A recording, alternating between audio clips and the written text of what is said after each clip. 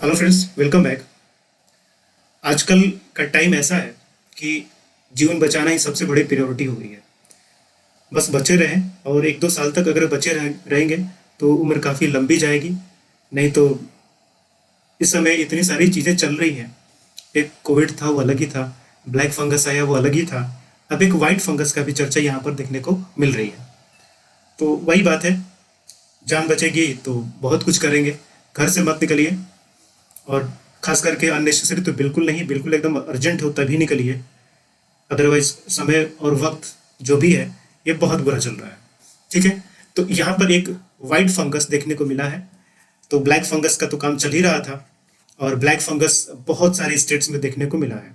यहाँ तक कि शायद एमपी में 90 से ज़्यादा पेशेंट्स की डेथ हो चुकी है। लगभग हर छोटे बड़े स्टेट्स में आपको कोई ना कोई इसकी केसेस देखने को मिल रहे हैं। तो ये सारी चीज़ें तो चल ही रही थी ब्लैक फंगस वाली। इसके बाद अब एक वाइट फंगस का भी यहाँ पर देखने को मिलता है स्टार्टिंग, और पूरे गेम में वाइट फंगस की भी एंट्री होती है। अब ये एंट्री कैसे होती है? पटना में 4 पेशेंट्स मिले हुए हैं जिनको व्हाइट फंगस के सिम्टम्स मिले हैं, और व्हाइट फंगस उनको कंफर्म भी हुआ कि उनको व्हाइट फंगस था। एक्चुअली वो मिले कैसे? क्योंकि उनको कोविड वाले सारे जो आपको सिम्टम्स होते हैं वो उनके भी हैं, लेकिन लगातार उनको कोविड की टेस्ट होती रही और उनकी टेस्ट हमेशा निगेटिव आती रही। यानी कि कोविड के सारे सिम्टम्स हैं जो कोविड के सिम्टम्स होते हैं, और जब उसकी टेस्टिंग हो रही है कोविड की तो उनके रिपोर्ट्स हमेशा निगेटिव आ रहे थे।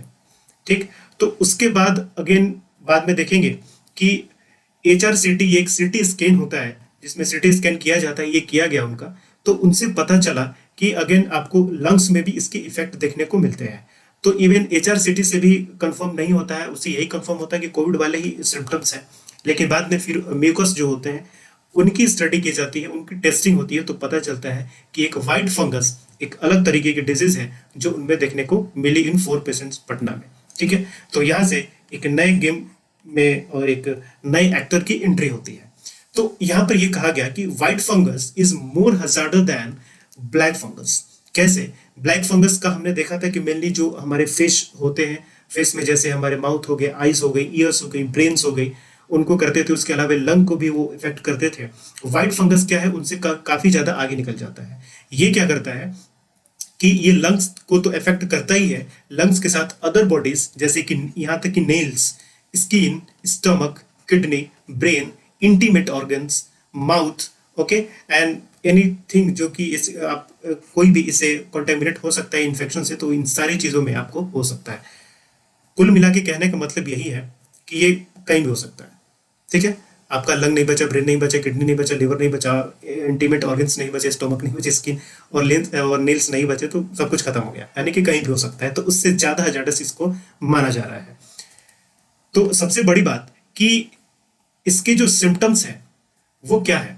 ठीक है, तो सिम्टम्स जैसे कहा गया कि कोविड वाले ही सारे सिम्टम्स इसमें होते हैं, तो इसलिए इनको डिटेक्ट करना काफी मुश्किल होता है। चाहे ओके कोरोना हो या व्हाइट फंगस, इनके सिम्टम्स आपको एक ही होते हैं, और इस वजह से इनको डिटेक्ट करना काफी मुश्किल हो जाता है। इवन जैसे मैंने आपको बताया कि पटना में जो पेशेंट मिले हुए हैं उनकी लगातार एंटीजन और RT-PCR टेस्ट होती रही, और लगातार वो टेस्ट निगेटिव ही आती रही, लेकिन सिम्टम तो था। तो उसके बाद उनके HRCT टेस्ट किए जाते हैं, CT स्कैन किए जाते हैं, और उसके बाद अगेन आप देखेंगे कि rapid antibody test of such patient and mucus culture. ये म्यूकस कल्चर से आपको पता चलता है कि फंगस का वहां पर एग्जिस्टेंस है। ठीक है, तो इस म्यूकस कल्चर और म्यूकस टेस्ट की वजह से पता चला कि उनको व्हाइट फंगस है। तो सिम्टम्स जो है कोरोना के जैसे ही हो सकते हैं, चाहे वो उसमें भी देख सकते थे, या फिर हाँ ये था कि ब्लैक फंगस में जो सिम्टम हुआ करते थे थोड़े से अलग हुआ करते थे। खास करके स्वेलिंग टाइप की स्टार्टिंग वहां पर होती थी फेस के साथ, लेकिन इसका ऐसा नहीं है, इसका सीधा कोविड के जैसा ही है। ठीक है, साथ ही साथ जो कोरोना पेशेंट ऑक्सीजन सपोर्ट पर है तो उनके लंग को भी ये इन्फेक्ट कर सकता है, अगर उस ऑक्सीजन सिलेंडर में, ऑक्सीजन में, या फिर जिस पाइप के थ्रू ऑक्सीजन को दिया जा रहा है उसमें अगर वो फंगस मौजूद है तो उनके लंग में भी इसका इन्फेक्शन देखने को मिल सकता है। ठीक है, साथ ही साथ कौन से ऐसे लोग हैं जो ज्यादा इस डेंजर में फंस सकते हैं, उनको ज्यादा संभावना है इस तरीके की बीमारी होने की। तो पीपल विद डायबिटीज, एंटीबायोटिक और लॉन्ग टर्म स्टेरॉइड्स जो लेते हैं, साथ ही साथ कैंसर पेशेंट जिन्होंने हाल ही में मेडिकेशन लिया हुआ है, या फिर वो लगातार मेडिकेशन पर रहते हैं। ठीक है, यानी कि हमेशा उनको दवाइयाँ लेनी पड़ती है, तो ऐसे जो लोग होते हैं ये ज्यादा डेंजर में आते हैं। ठीक है। इसके अलावा न्यू बॉर्न बेबीज जो होती हैं और उनको खास करके ये डाइपर कैंडिडोसिस यानी कि डाइपर्स के थ्रू जो उनको डाइपर्स डाइपर्स पहनाए जाते हैं उनके थ्रू भी ये बीमारी वहां पर फंगस डेवलप हो सकते हैं। ठीक है। और इसमें क्या होता है कि जो डाइपर्स होते हैं वहां पर आपको व्हाइट स्पॉट की तरीके से ये चीजें कलर्ड व्हाइट स्पॉट वहां पर देखने को मिल सकती है। इसके अलावा जो यंग चिल्ड्रंस होते हैं उनमें ओरल थ्रेड के थ्रू और जो वीमेन्स होती हैं उनको लिकोरिया के थ्रू यहाँ पर ये इन्फेक्शन देखने को मिल सकते हैं। ठीक है। साथ ही साथ ये क्या है कि white fungus stated by doctors is low immunity. पूरा का पूरा गेम वैसे ही चल रहा है, चाहे कोविड हो, ब्लैक फंगस हो, चाहे व्हाइट फंगस हो। यहाँ पर सीधा का सीधा मतलब कहा जा रहा है कि जिनकी इम्यूनिटी कमजोर है उनको भी ये ज्यादा होने के चांसेस हैं। तो वैसे जिनको डायबिटीज होती है, जो लॉन्ग टर्म स्टेरॉइड लेते हैं, कैंसर पेशेंट है, उनकी इम्यूनिटी कमजोर होती है जनरली। तो कहने का मतलब सारा वही है कि ऐसे लोग जो होते हैं उसके चपेट में ज्यादा आ सकते हैं। इसके अलावा अगर इनके प्रिवेंशन की बात करें तो क्या कर सकते हैं। पहली चीज, पेशेंट जो कि ऑक्सीजन या वेंटिलेटर पर है तो उनके जो ऑक्सीजन और वेंटिलेटर है, खास करके ट्यूब्स जिनके थ्रू ट्रांसमिशन हो रहा है, वो बैक्टीरिया फ्री होने चाहिए। ठीक है। उनमें किसी भी इस तरीके की चीजों का वहां पर एग्जिस्टेंस नहीं होना चाहिए। साथ ही साथ जो ऑक्सीजन सिलेंडर ह्यूमिडिफायर में जो वाटर यूज किया जाना चाहिए वो स्ट्रेंथन होना चाहिए। साथ ही साथ जो लंग्स तक पहुंचते हैं, क्योंकि अगर वहां पर इंफेक्शन हो सकता है, अगर उसमें मौजूद होंगे फंगस या चीजें, तो वो लंग तक वहां से वो पहुंच सकती हैं फंगस।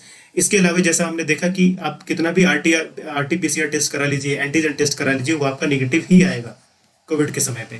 तो इस समय ये हो सकता है कि आप HRCT से कराएं।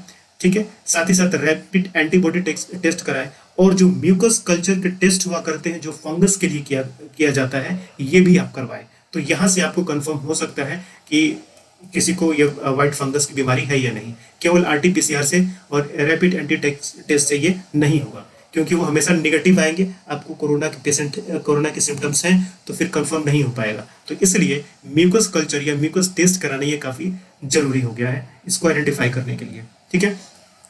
वैसे भी बहुत ये एक्सटेंसिव तौर पर ये फैला नहीं है, इसलिए यहाँ पर बचाव ही किया जा सकता है। और इस समय जैसा मैंने कहा 1-2 साल बच के रहना है। जिंदगी रहेगी तो बहुत आगे लंबी जाएगी, लेकिन जो होगा सो इसी समय होने वाला है और ये कब तक चलेगा ये कोई नहीं जानता। ठीक है।